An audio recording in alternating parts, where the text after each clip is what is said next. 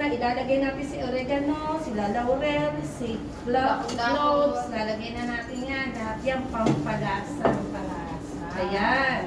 So, etong ating orange Yan ang orange. juice. Ano yan? Fresh. No. Kahit na yung nabibili ng Ah, powder, okay. o Pwede. may budget, sige, i-press natin. Oh, yun. Pwede kang Depende. gumamit, okay? Pwede kang mag-pineapple juice, pwede kang mag-apple juice, pwede kang mag-orange juice. Ah. Nasa yan. Depende sa Depende sa gusto mo. So ngayon, ito na. Ilalagay lang natin. Oh.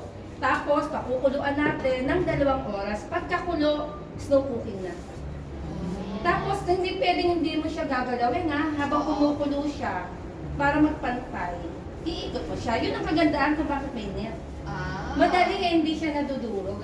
Yan.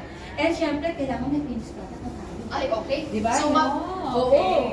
ulitin ko lang, chef So, Oo, yung the process. pork and chicken, after natin ilagay sa net, i-rep muna natin, shield Oo. muna natin ng 4 Oo. days to 1 Oo. week. Tapos, After that, eto na. Ito na. Dito Ito na oo. yan siya. Babanlawan pala muna siya. Okay. Babanlawan. Sugar. Tapos ilalagay dyan.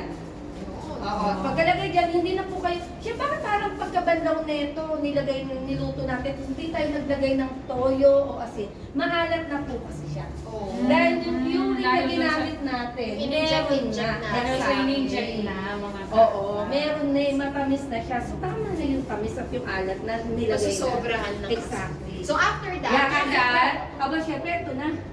okay, Ito na. Ito Ang na. finished product niya. Ito na. Di ba, kumulo na siya ng 2 hours. Ito na siya. eto makikita mo, Yeah, malapot na. Eh, makikita mo na yung ganda nung pork days natin, no? Yan, di ba? Oh. Okay, so